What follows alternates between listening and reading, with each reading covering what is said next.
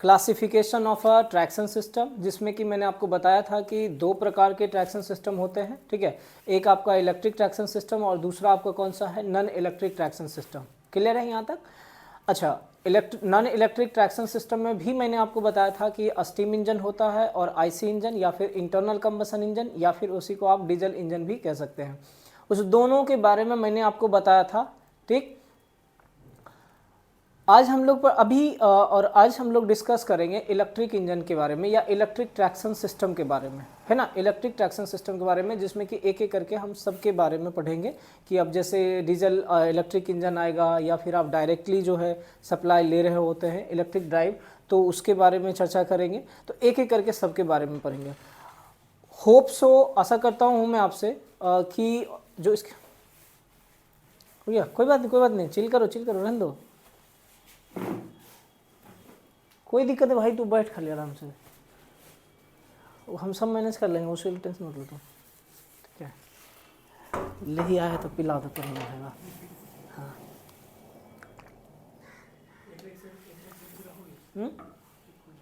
ये 2 लेक्चर बनाए हैं, हाँ 1 घंटा हो गया दोनों मिला के, ठीक है। चलो स्टार्ट करें ना हम, हाँ ठीक है बेटा। हेलो एवरीवन, तो हम लोग पढ़ रहे थे classification of a traction system के बारे में, मतलब जो ट्रैक्शन सिस्टम होता है उसको कितने प्रकार में बांटा गया है। उसमें मैंने आपको बताया था कि उसे 2 प्रकार में बांटा गया है, एक था नॉन इलेक्ट्रिक ट्रैक्शन सिस्टम और दूसरा था आपका इलेक्ट्रिक ट्रैक्शन सिस्टम, ठीक है। अच्छा, नॉन इलेक्ट्रिक ट्रैक्शन सिस्टम में कौन कौन से प्रकार थे मैंने ये भी बताया था, जैसे कि आपका स्टीम इंजन कह लीजिए या स्टीम इंजन ड्राइव था, या फिर आप कह सकते हैं आईसी इंजन, या उसे ही हमने दूसरा नाम भी दिया था डीजल इंजन, राइट, ठीक है ना। आईसी इंजन जो होता है वह इंटरनल कंबशन इंजन, जिसमें कि हम लोग फ्यूल का इस्तेमाल करते हैं, विदाउट यूजिंग इलेक्ट्रिकल पावर हम लोग पूरे के पूरे व्हीकल को मूव करते हैं। क्लियर है यहाँ तक, ठीक।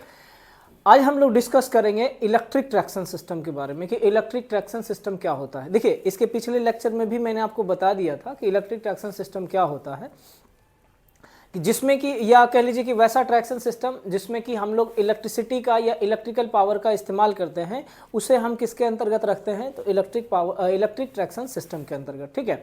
अब देखिए, यहाँ पे भी मैं आपको बता रहा हूँ कि जो इलेक्ट्रिक ट्रैक्शन सिस्टम होता है ना, यह भी 2 प्रकार से हम इसको क्लासीफाई करते हैं। अब बोलिएगा सर वह 2 प्रकार कौन कौन सा होता है, तो पहला तो आप ऐसा कह सकते हैं कि just like a self content unit, जिसमें कि जैसे बैटरी ड्राइव हो गया या डीजल इलेक्ट्रिक ड्राइव भी आता है। ध्यान रखिएगा, डीजल इलेक्ट्रिक ड्राइव भी आपका इसके अंतर्गत आता है, जो कि सेल्फ कंटेंट यूनिट में होता है। अच्छा, दूसरा प्रकार आप कह लीजिए कि डायरेक्टली हम लोग क्या करते हैं, जो इलेक्ट्रिसिटी होता है, जो सप्लाई होता है, उसे हम लोग कनेक्ट करके या टैप करके, ठीक ना, डायरेक्टली रिसीव करते हैं और हम मोटर तक भेज देते हैं। तो 2 प्रकार आपको समझ में आया। एक तो आप डीजल इलेक्ट्रिक ड्राइव का इस्तेमाल कर सकते हैं, या फिर आप कह लीजिए कि बैटरी ड्राइव का इस्तेमाल कर सकते हैं, और दूसरा है कि डायरेक्टली आप ओवरहेड के मदद से सप्लाई को कलेक्ट कर सकते हैं with the help of a pantograph और एनी अदर एसेसरीज, ठीक ना। ये इसके बारे में भी बताएंगे कौन कौन से कलेक्टर होते हैं जिसके द्वारा हम लोग करंट को कलेक्ट करते हैं, और फिर जो सप्लाई आप कलेक्ट करते हैं या जो सप्लाई को टैप करते हैं वह डायरेक्टली आप मोटर तक भेज देते हैं। तो यह दूसरे प्रकार में आता है, ठीक। दोनों प्रकार को देख लीजिए, एक एक करके हम लोग डिस्कस करेंगे। फिर देखिए, यहाँ पे ध्यान दीजिए, the electric traction is classified into 2 groups, है ना। इलेक्ट्रिक ट्रैक्शन जो होगा वह क्लासीफाई किया गया है कितने ग्रुप में, तो 2 ग्रुप में। अभी बताए थे आपको वह 2 ग्रुप कौन कौन सा है। पहला है आपका, देखिए, सेल्फ कंटेंट यूनिट, ठीक है, सेल्फ कंटेंट व्हीकल्स और लोकोमोटिव। सेल्फ कंटेंट का मतलब भी आपको बताए थे कि सेल्फ कंटेंट क्या होता है, ठीक। अब सेल्फ कंटेंट व्हीकल्स होगा या लोकोमोटिव्स होगा। फॉर एन एग्जांपल हम बात कर रहे हैं बैटरी इलेक्ट्रिक ड्राइव, है ना, बैटरी इलेक्ट्रिक ड्राइव, या दूसरा है आपका डीजल इलेक्ट्रिक ड्राइव, ठीक है। ये दोनों जो है सेल्फ कंटेंट यूनिट के अंतर्गत ही आता है। इसके बारे में हम लोग पढ़ेंगे डिटेल से एक एक करके आगे, ठीक ना। अब भाई हम दूसरा प्रकार जो है उसके बारे में अगर चर्चा करें तो व्हीकल्स और locomotive which receive electrical power from a distribution network और a suitable placed substation. देखो, आप पावर जनरेशन में पढ़े होंगे कि पावर जनरेट किया जाता है, फिर उसको है रिसीविंग स्टेशन के मदद से एक जगह से दूसरे जगह आप भेजते जो ट्रांसमिट करते हो, ठीक है। फिर आप डिफरेंट सब स्टेशन बनाते हो, जो कॉलोनी वगैरह में भी आ जाता है आपका, मतलब कुछ एक 10 गांव 15 गांव एक सब स्टेशन से इनर्जाइज होता है। फिर उसके बाद छोटे छोटे आप पोल माउंटेड सब स्टेशन बनाते हो। सेम चीज़ मैं यहाँ पे भी बोल रहा हूँ, समझिएगा इन सब चीज़ों को, कि इलेक्ट्रिसिटी तो आपका जनरेटिंग स्टेशन में ही जनरेट हो रहा होगा, वहाँ से जनरेट होने के बाद रिसीविंग स्टेशन के मदद से आपका जो होगा मतलब साइट पे आ रहा होगा, या जो भी एरिया है वहाँ तक आप फीड कर रहे होगे या ट्रांसमिट कर रहे होगे, और वहाँ से आप फिर से ओवरहेड कंडक्टर के मदद से आप रेलवे के लिए भी अलग आप भेज रहे होगे। तो रेलवे का अपना सब स्टेशन भी होता है, और डायरेक्टली जो होता है आपका जो जनरेटिंग स्टेशन है वहाँ से भी आप कह सकते हैं कि भेजा जा सकता है। बताएंगे आपको कितने प्रकार के, 4 प्रकार से जनरली हम लोग करते हैं, दूसरे यूनिट में पढ़ेंगे हम लोग, ठीक ना, सप्लाई सिस्टम के बारे में कि कितने प्रकार से फीड किया जाता है। तो यहाँ कहने का मतलब है कि दूसरे प्रकार में हम इलेक्ट्रिक ट्रैक्शन जो होता है उसमें डायरेक्टली सब स्टेशन के मदद से या सब स्टेशन के से हम लोग क्या करते हैं, ओवरहेड कंडक्टर को बिछा देते हैं या स्ट्रिंगिंग कर देते हैं, और वहाँ से हम लोग क्या करते हैं, करंट को कलेक्ट करते हैं या फिर सप्लाई को कलेक्ट करते हैं और फिर मोटर तक भेज देते हैं, है ना, जहाँ पे कि मोटर जो है उस इलेक्ट्रिसिटी का इस्तेमाल करता है और फिर व्हीकल को मूवमेंट या व्हीकल को एक जगह से दूसरे स्थान तक मूव कराता है। समझ में आ रही बात। तो दूसरा प्रकार कौन सा है, वैसा व्हीकल कह लीजिए या लोकोमोटिव कह लीजिए, जो कि रिसीव करता है इलेक्ट्रिकल पावर कहाँ से, फ्रॉम ए डिस्ट्रीब्यूशन नेटवर्क और a suitable placed sub station. समझ में आई बात। एग्जाम्पल के तौर पे मैं आपको बताया हूँ, तो पहला तो आपका एग्जाम्पल है, देखिए रेलवे इलेक्ट्रिक ट्रैक्शन के लिए हम बोल रहे हैं ना, कौन सा, रेलवे इलेक्ट्रिक लोकोमोटिव, जो कि डायरेक्टली हम क्या कर रहे हैं, सप्लाई को रिसीव करते हैं। ट्राम बेस हो गया, ट्राम बस हो गया, इन सब का इस्तेमाल हम लोग करते हैं, जो कि हमारा दूसरे टाइप के अंतर्गत आता है। क्लियर है आपका। दोनों प्रकार जो होता है इलेक्ट्रिक ड्राइव का, कितने प्रकार होते हैं ये समझ देखिएगा, इसको करिएगा, सिलेबस में है ना। मैंने पिछले क्लास में बताया था कि डीजल इंजन सिलेबस में नहीं है, लेकिन ये सब सिलेबस में है, पढ़िएगा, है ना। ऐसा नहीं कि ये भी सोचिएगा सिलेबस में नहीं है। तो हम एक एक करके सबके बारे में चर्चा करेंगे। तो आज जो है हम लोग चर्चा करेंगे, पहले तो एग्जाम्पल देख लीजिए, फिर बताएंगे डीजल इंजन के बारे में पढ़ेंगे, डीजल इलेक्ट्रिक के बारे में पढ़ेंगे। पहले एग्जाम्पल देख लीजिए, जैसे कि यहाँ पे देखिए, ये भी हमारा क्या है ना, ट्रैक्शन सिस्टम ही है, लेकिन इसमें कहीं आपको ट्रैक दिख रहा है, नहीं दिख रहा है। ये जो है हमारा इलेक्ट्रिक बस है ना, इलेक्ट्रिक बस है, जिसमें कि हम क्या कर रहे हैं, डायरेक्टली, ये देखो यहाँ पे आपका कंडक्टर है ना, overhead conductor, hope so visual होगा, नहीं है तो इसको देखो, यहाँ देखो कंडक्टर है ना, ये आपका ये पूरा स्ट्रिंगिंग किया गया है ना। इसी को आप ट्रॉली बस भी बोलते हो, क्या बोलते हो, ट्रॉली बस, ठीक है। ये यहाँ से देखो, यहाँ पे आपका ये पेंटोग्राफ है, अलग अलग बना हुआ है, और यहाँ से डायरेक्टली करंट को कलेक्ट करता है, और कलेक्ट करके आपको यहाँ जो भी मोटर होगा वहाँ पे सप्लाई पहुँचा देता है, और उस सप्लाई पहुँचने के बाद मोटर जो होता है ऑपरेट करता है, और मोटर ऑपरेट करने के वजह से इस पूरे बस में क्या होगा, मूवमेंट होगा, एक जगह से दूसरा जगह क्या करोगे, मूव करा सकते हो।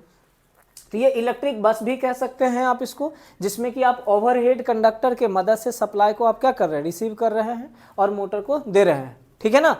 या फिर आप ट्रॉली बस भी कर सकते हो, ट्रॉली बस ही होगा, ऐसा मान के चलते हैं। देखो इलेक्ट्रिक बस में कहेंगे तो बैटरी से भी आप ऑपरेट करा सकते हो, ठीक ना, बैटरी आप डायरेक्टली आप चार्ज कर लो, और बैटरी चार्ज होने के बाद आप सप्लाई दे दो, और फिर आप उसको ऑपरेट करा सकते हो। लेकिन यहाँ पे हमने क्या किया है, डायरेक्टली यहाँ से आप क्या किए हैं, सप्लाई को कनेक्ट किए हैं, कलेक्ट किए हैं, और फिर यहाँ पे मोटर देके इसको ऑपरेट करा रहे हैं, ठीक है। तो ये किसके अंतर्गत, दूसरा क्लासिफिकेशन जो आपने पढ़ा था कि सब स्टेशन से जो ओवरहेड कंडक्टर रहता है बिछाया हुआ, उससे जो करंट कलेक्ट करता है, उसका एग्जाम्पल है। इलेक्ट्रिक भी बस जो होगा वो सेल्फ कंटेंट यूनिट वाले में आ जाएगा, ध्यान रखिएगा। अच्छा ये आप देखिए, ये अभी आपका ट्रैक्शन है, जिसको जनरली आप देखते होंगे, अभी जितना भी चल रहा होगा आपको कुछ इस तरह से आप देखिए, यहाँ पे आपका पेंटोग्राफ होता है, इसके अलग अलग प्रकार होते हैं, सबके बारे में हम आगे चर्चा करेंगे, ठीक है। अब यहाँ पे आप देख रहे हैं 2 कंडक्टर गया हुआ है, जो कि एक मेन कॉन्टैक्ट वायर कहलाता है, दूसरा हमारा कैटनरी वायर कहलाता है, दोनों में सप्लाई रहता है, उस दोनों के बारे में भी हम आगे पढ़ेंगे। ओवरहेड इक्विपमेंट करके है, 4था या 5वां यूनिट में है, उसके बारे में चर्चा करेंगे हम, ठीक है। तो यहाँ पे हम लोग का क्या होता है, यहाँ से जो सप्लाई होता है इस पेंटोग्राफ के मदद से कलेक्ट किया जाता है, और अंदर जो है इंजन होता है, उसमें आप ट्रांसफार्मर लगा के रखते हैं, रेक्टिफायर लगा के रखते हैं, सर्किट ब्रेकर वगैरह जो कंपोनेंट होता है वहाँ पे मौजूद रहता है, और उसके बाद जो है आप उस सप्लाई को जैसा रिक्वायरमेंट होगा उस हिसाब से आप उसको यूज कर सकते हो।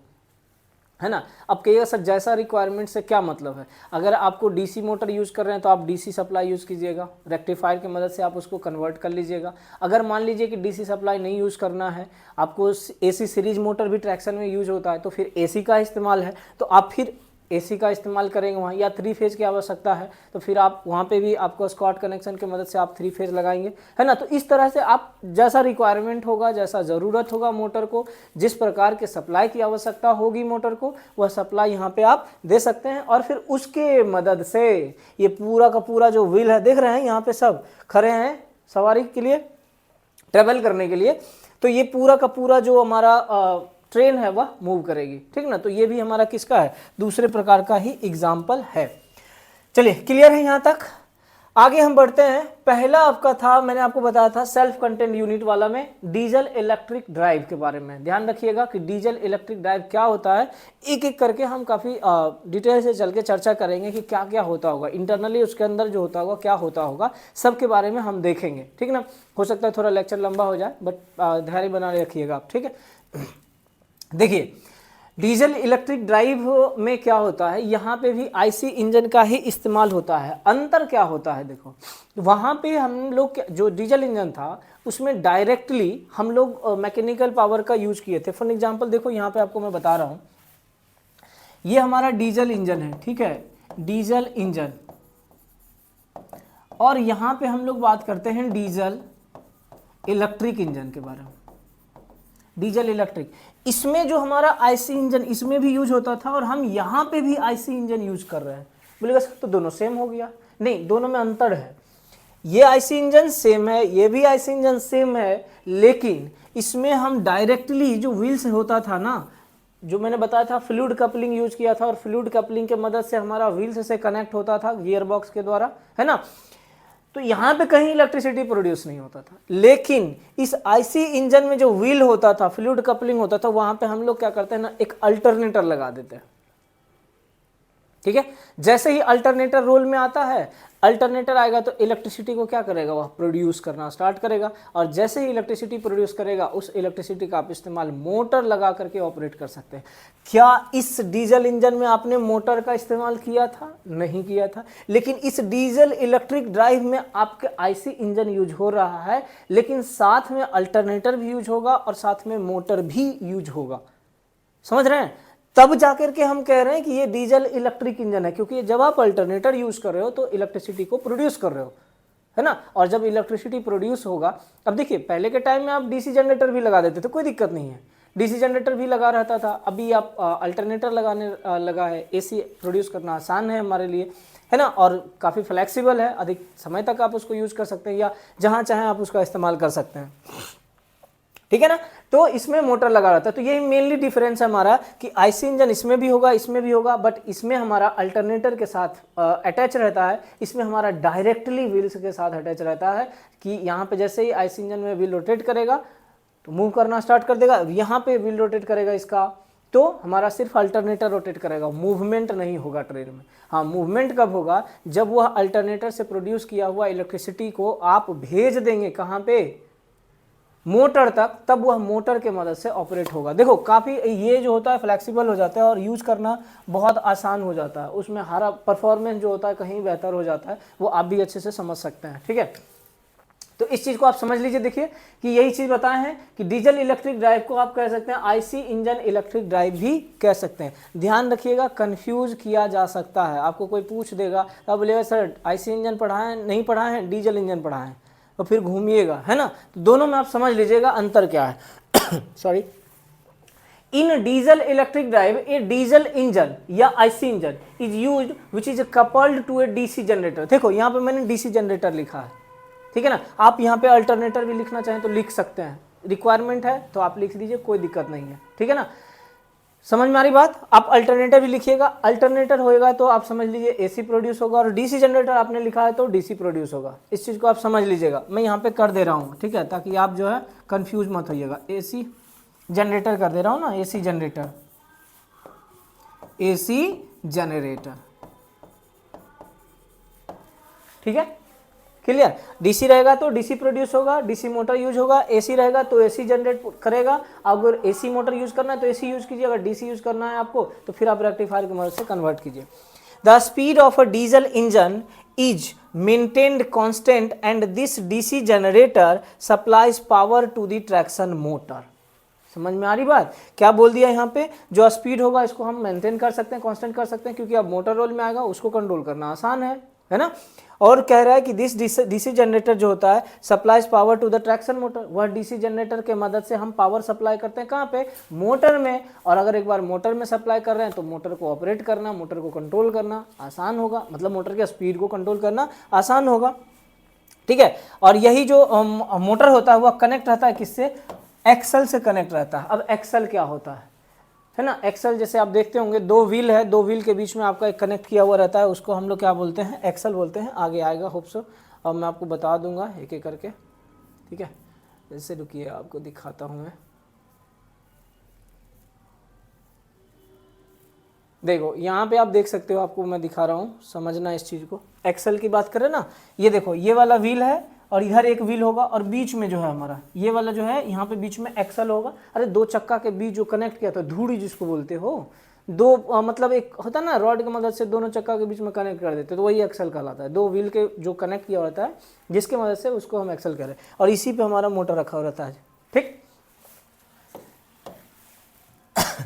देखिए अब आगे हम लोग बढ़ते हैं और इसको समझने का प्रयास करते हैं कि कैसे यह ऑपरेट करता है। देखो अब पहले तो आपको अगर डायग्राम बनाने की बात हो एग्जाम में, तो मेरे हिसाब से आप इस डायग्राम को प्रेफर कीजिएगा, ठीक है, क्योंकि ये थोड़ा आसान लग रहा है और थोड़ा बहुत ज़्यादा कॉम्प्लिकेटेड नहीं है। तो इसमें भी आपका क्या यूज़ किया हुआ है इस चीज़ को आप समझ लीजिए, आगे हम इसको बताते हैं कि कैसे होता है। ये देखिए डीजल इंजन कंट्रोल है, ठीक है, डीजल इंजन कंट्रोल है यहाँ पे। उसके बाद आप ये देख लीजिए डीजल इंजन है, ठीक, जो कि आईसी इंजन है, इसी को आप क्या बोल रहे हो, आईसी इंजन।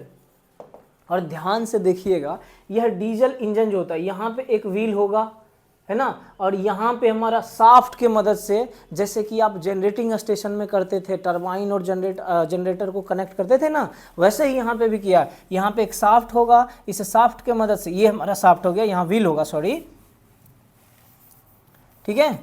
यहाँ पे हमारा क्या होगा, यहाँ पे एक व्हील होगा और एक यहाँ पे अल्टरनेटर वाला जो पोर्शन रहेगा, रोटर जिसको बोलते हो, यहाँ शाफ्ट के मदद से हमने क्या किया, कनेक्ट कर दिया। अभी जब भी डीजल इंजन ऑपरेट होगा, इसमें जो पिस्टन वगैरह लगा होगा, यह जिसमें मूवमेंट होगा, इसके मूवमेंट होने की वजह से हमारा यह शाफ्ट भी मूव करेगा और इसी शाफ्ट से कनेक्ट रहेगा यहाँ क्या, अल्टरनेटर, और अल्टरनेटर रोटेट करना स्टार्ट कर देगा। जब अल्टरनेटर रोटेट करेगा तो क्या प्रोड्यूस करेगा, एसी पावर, है ना, एसी पावर देगा। तो यह एसी पावर को आप भेज दिए कहाँ पे भैया, तो रेक्टिफायर में। अब रेक्टिफायर क्या करेगा, एसी को डीसी में कन्वर्ट कर देगा और उसी डीसी को आप लोग कहाँ भेज दिए, ध्यान दो, यहाँ पे मोटर में। कहाँ भेज दिए, मोटर में, ठीक है, समझ में आ रही बात। अब यहाँ मोटर में भेजे तो मतलब यहाँ व्हील कनेक्ट है इस मोटर से और ये इस मोटर से आपका ये व्हील कनेक्ट है, तो मतलब देखो ये मोटर आपको ये दोनों व्हील को ऑपरेट करेगा, ये मोटर जो होगा ये दोनों व्हील को ऑपरेट करेगा, तो दोनों को कंट्रोल करना आसान हो गया। और इस तरह से आप कह सकते हैं कि डीजल इंजन में हमारा मूवमेंट कराया जा सकता है। समझ में आ रही बात, क्या बोला, मैं एक बार समराइज कर दे रहा हूँ, इस चीज़ को समझ लीजिएगा।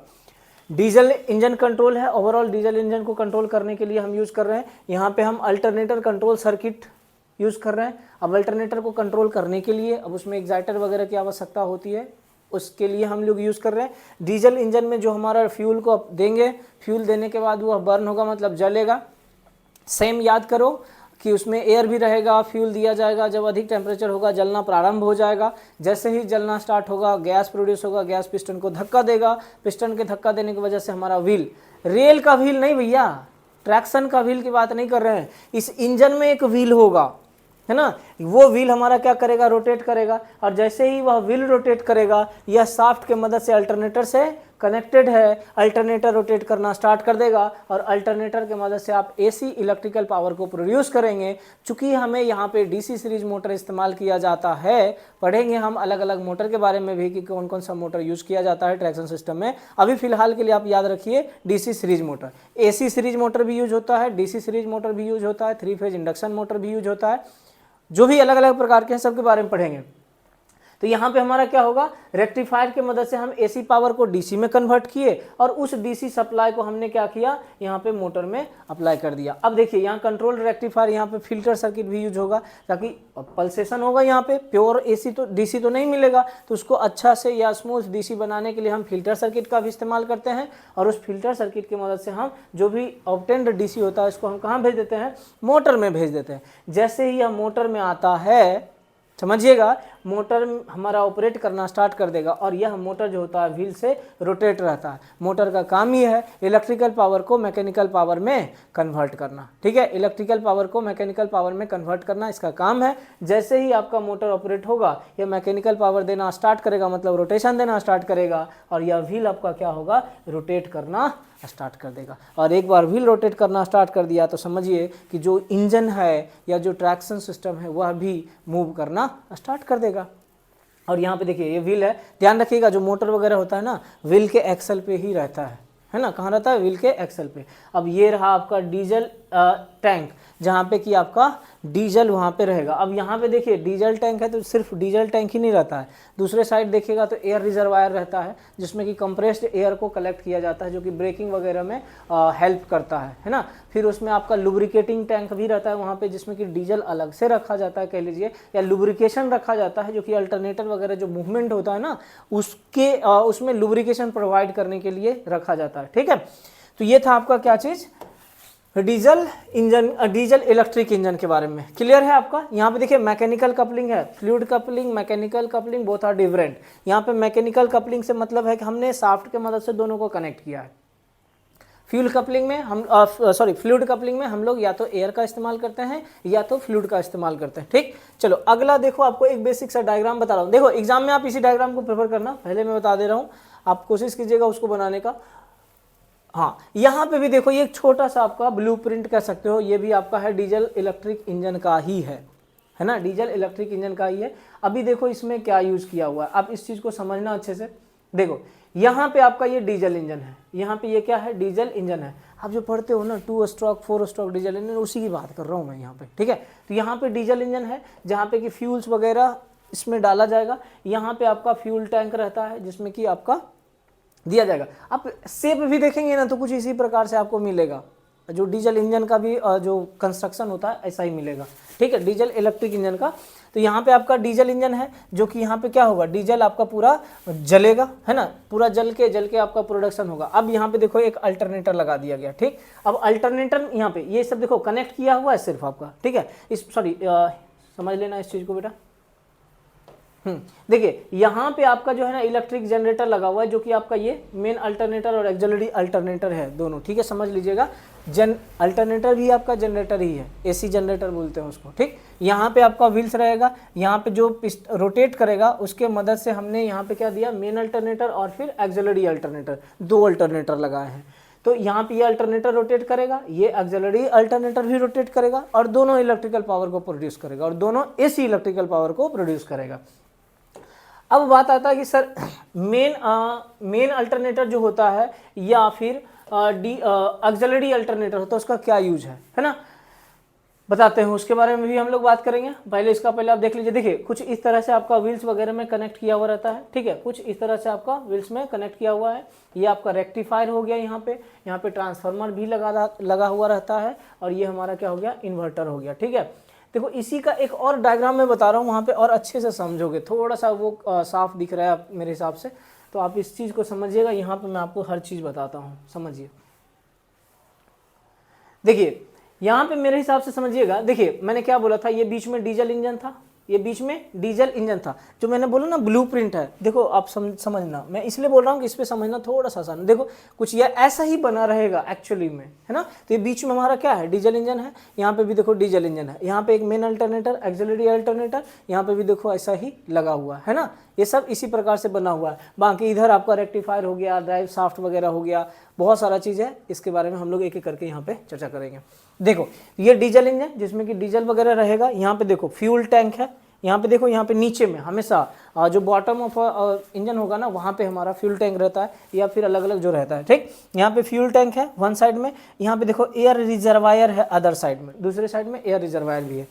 फ्यूल टैंक में हमारा सिर्फ और सिर्फ फ्यूल जमा रहेगा, जो कि जलाने के लिए हम यूज करेंगे, ट्रेन को चलाने के लिए हम यूज करेंगे, ठीक है। इसी में अलग से एक और टैंक बनाया रहेगा जो कि हमारा होता है लुब्रिकेशन टैंक उसको बोल सकते हो, जिसमें कि लुब्रिकेशन पर्पस के लिए हम डीजल रखते हैं, है ना, या लुब्रिकेशन रखते हैं, कलेक्ट करके रखते हैं, ठीक है। उसके बाद एयर रिजर्वायर है, इसमें हम कंप्रेस्ड एयर को कलेक्ट करके रखते हैं, जो कि ब्रेकिंग में पॉसिबल है, ब्रेकिंग करने में आसान होता है, ये हेल्प करता है आपका, ठीक है। समझ रहे बात को। ये सब देखो इलेक्ट्रिक में भी यूज होगा, बताएंगे आपको। यहाँ पे जरूरत, यहाँ पे जलेगा, जलने के बाद हमारा क्या होगा, रोटेशन स्टार्ट होगा, बेसिक कॉन्सेप्ट है, समझ सकते हैं। मेन अल्टरनेटर और एक्सिलरी अल्टरनेटर दोनों रोटेट करेगा और दोनों एसी पावर प्रोड्यूस करेगा। देखो ट्रेन को मूव करने में जो हमारा पावर का जरूरत है वह हमारा किससे प्रोड्यूस फुलफिल होगा, मेन अल्टरनेटर से। तो मेन अल्टरनेटर के मदद से हम क्या करेंगे, जो एसी पावर प्रोड्यूस होगा उसको रेक्टिफाई करके हम भेज देंगे कहाँ पे, जो ट्रैक्शन मोटर यूज किया जाता है, जो कि पूरे के पूरे कोच को मूव करने में हेल्प करता है, वहां भेज देंगे, ठीक। तो बात आएगी फिर सर एक्सिलरी अल्टरनेटर का काम क्या है। देखो एक्सिलरी अल्टरनेटर का काम है पूरे कोच में सप्लाई देना। पूरे कोच में मतलब जो मान लो कि लाइटिंग लोड है या पेंट्री कार है, वहाँ पे आप यूज कर रहे हो अलग अलग फ्रिज रेफ्रिजरेटर यूज करोगे, या फिर जो एसी कोच है वहाँ पे आप एसी वगैरह यूज करोगे, उन सब के लिए हम लोग क्या किए हैं, एक्सिलरी अल्टरनेटर का यूज किए हैं, वहाँ पे हम सप्लाई भेज देंगे, ठीक है। तो जो मान लो जैसे कि अब एसी में जो सप्लाई यूज हुआ या फिर पेंट्री कार में यूज हुआ, जो लाइटिंग पर्पस के लिए, फैन वगैरह के लिए, उसको हम लोग बोलते हैं होटल पावर। क्या बोलते हैं उसको, होटल पावर भी कहते हैं, ठीक है। आपसे पूछा जाएगा तो इसको आप कह सकते हैं कि इसको हम क्या बोलते हैं, होटल पावर भी कहते हैं। किसको, जो आपका मतलब दैनिक यूज के लिए है, दैनिक यूज इन द सेंस कि ट्रेन में आपका जो लाइटिंग के लिए हो गया, फैन के लिए हो गया, एसी में यूज हुआ, पेंट्री कार में हुआ, इन सबको हम लोग कहते हैं होटल पावर, है ना। जो कि कहाँ से प्रोवाइड किया जाता है, तो ये हमारा ऑक्सिलरी अल्टरनेटर से प्रोवाइड किया जाता है, ठीक। और जो मोटर ट्रैक्शन मोटर होता है उसमें सप्लाई कहाँ से दिया जाता है, तो मेन अल्टरनेटर से दिया जाता है। यहाँ तक समझ में आया। चलिए आगे बढ़ते हैं। देखो यहाँ पे आप समझिएगा, यहाँ देखिए हमने यूज किया है रेक्टिफायर। क्या यूज किया है, रेक्टिफायर, सॉरी हाँ आ जाओ। यहाँ पे हमने दिया मोटर ब्लोअर, ठीक है। रेक्टिफायर आपका होगा इस साइड में, किधर है लेट मी फाइंड, यहाँ देखिए ये हमारा रेक्टिफायर है, ठीक है। ये देखिए मोटर ब्लोअर है। मोटर ब्लोअर क्या करता है, हवा को डालने के लिए आप कह सकते हैं, ताकि कूलिंग पर्पस के लिए हम यूज कर सकें, ठीक। अच्छा एयर इनटेक, देखो ये एयर इनटेक है। रूफ पे छत के ऊपर पे आप देखते होगे एयर इन होता है। अब ट्रेन चल रही है तो डेफिनेटली मोटर वगैरह ऑपरेट होगा तो हवा भी तो अंदर आएगा, तो एयर इनटेक यूज करते हैं। अब उसमें भी फिल्टर लगा रहता है, जो कि जो डस्ट वगैरह होगा उस एयर में उसको फिल्टर करके भेज देगा, और वह मतलब बाहर ही छोड़ देगा, अंदर आने नहीं देगा, डस्ट को फिल्टर करके अंदर एयर को आने देगा, ठीक है। और वह डस्ट नहीं आने की वजह से आप कह लो कि जो कूलिंग होता है नॉर्मल अल्टरनेटर का या जो मोटर वगैरह होता है उन सब में अच्छी प्रकार की कूलिंग होती है कह लीजिए, या फिर टेम्परेचर अधिक नहीं होने देता है। तो ये सब का काम है, ठीक है। फिर आपका रेक्टिफायर आ गया यहाँ पे। रेक्टिफायर क्या करेगा, एसी को डीसी में कन्वर्ट कर देगा। कहाँ पे, ट्रैक्शन मोटर में डीसी का रिक्वायरमेंट होगा, इस वजह से हम क्या करेंगे, उसको एसी को डीसी में कन्वर्ट कर देंगे, ठीक। उसके बाद ये केबिन हो गया। यहाँ पे आपका ये पूरा का पूरा केबिन है, जहाँ पे कि लोको पायलट या पायलट वगैरह बैठते हैं और पूरे कोच को कंट्रोल करते हैं। ये हो गया आपका इलेक्ट्रॉनिक कंट्रोल्स। इलेक्ट्रॉनिक कंट्रोल मतलब यहाँ पे आपके ये जो केबिन में होता है कंप्यूटर वगैरह रहता है, उससे डायरेक्टली आप जो भी कंट्रोल है करना आप वहाँ से कर सकते हैं। बैटरीज, अब देखो बात आएगा सर बैटरी क्यों यूज़ कर रहे हैं। बैटरी देखिए आप जानते होंगे कि अल्टरनेटर को स्टार्ट करने के लिए भी आपको एक्साइटर का ज़रूरत होता है ठीक है। और एक्साइटर आपका कौन सा होता है, तो डीसी पावर होता है, ठीक। मतलब डीसी हम लोग एक्साइट करने के लिए देते हैं। तो यहाँ ये बैटरी का काम हमारा क्या होगा कि अल्टरनेटर को स्टार्ट करने के लिए भी हम यूज कर सकते हैं। और दूसरा एक और कह सकते हैं कि अगर मान लीजिए अल्टरनेटर ऑफ हो गया किसी कारणवश, तो उस टाइम में आप सप्लाई किससे दोगे, बैटरी से आप दे सकते हो, ठीक है ना। अच्छा आगे बढ़ते हैं। अगला हम देखिए मोटर ब्लोअर का काम पता चल गया आपको, जो कि हम एयर को मतलब उस पर अप्लाई करेंगे, फोर्सली हवा देंगे उस पर, ठीक है ना, ब्लो करेंगे ताकि कूलिंग जो हमारा अच्छे से हो सके। अब यहाँ पे देखिए ये सब आपका यहाँ पे क्या है, व्हील्स है कनेक्ट किया हुआ। इसी व्हील्स पे आपका जो है ये आपका इधर एक्सल है, एक साइड का बनाया हुआ है, ठीक है। और इसी एक्सल पे आप देखिएगा कि यहाँ पे ये सब हमारा मोटर रखा हुआ है। देखिए देखो ये हमारा क्या है, यहाँ पे आ जाओ समझो, ये हमारा क्या है, आपका मोटर है। तो अब पूछेगा आपसे कि मोटर कहाँ रहता है, तो मत बोल दीजिएगा कि जो इंजन होता है उसके छत पे होता है। भैया वो हमारा जो व्हील होता है, व्हील के जो एक्सल होते हैं वहीं पे रखा हुआ रहता है, ठीक। तो ये हमारा क्या हुआ, मोटर हुआ। अब मोटर रखा हुआ है, वो रोटेट करेगा, ठीक है। मोटर जब रोटेट करेगा और जब व्हील रोटेट करेगा उसके बीच में हम गियर लगा के रखते हैं, है ना। जनरली गियर जो होता है 3:1 और 4:1 यूज किया जाता है। तो ये हमारा पिनियन एंड गियर जो कि उसको कंट्रोल करने के लिए यूज किया जाता है। And then this is nothing but wheels, ठीक है। तो व्हील हो गया, फिर आपका मोटर हो गया, उसके बीच में हमारा क्या रहता है, गियर यूज किया जाता है, ठीक है। तो ये हमारा यहाँ पे आ गया पूरा, तो इधर आपका समझ में आ गया। अच्छा, अब हम इधर देखते हैं। इधर देखिएगा, ये जो डीजल इंजन होता है इसमें हम ड्राइव शाफ्ट लगा करके, गियर बॉक्स लगा के, ये गियर हमारा वहाँ पे कंट्रोल कर रहा होगा, है ना। यहाँ जो रैक एंड पिनियन लगा हुआ है। अब ये हो गया। फिर रेडिएटर है, छत इंजन के ऊपर आम में आप देखते होंगे कि पंखा टाइप से बना रहता है, वही हमारा रेडिएटर है। सेम रेडिएटर होता है जैसे कि आप कार वगैरह में रेडिएटर देखे होंगे, कूलिंग पर्पस के लिए उसमें वाटर वगैरह डाला जाता है ताकि ठंडा रहे इंजन हमारा, है ना। तो वही चीज़ यहाँ पे भी रेडिएटर या रेडिएटर फैन यूज किया जाता है, ठीक है। अच्छा, ये ड्राइव शाफ्ट आपका कनेक्ट करने के लिए है, जैसे कि यहाँ पे देखो अल्टरनेटर को कनेक्ट करने के लिए हमने यूज़ किया, ऑक्सिलरी अल्टरनेटर को कनेक्ट करने के लिए ये वाला जो हमारा शाफ्ट है, इस हिसाब से हमने सबको किया। अब यहाँ पे एक चीज़ आ गया आपका सैंड बॉक्स। सैंड बॉक्स होता है ना कि जो मतलब कह लीजिए व्हील होता है, तो कहीं कहीं आप देखते हो व्हील और ट्रैक के बीच में फ्रिक्शन कम हो जाता है, काफ़ी स्मूथ हो जाता है।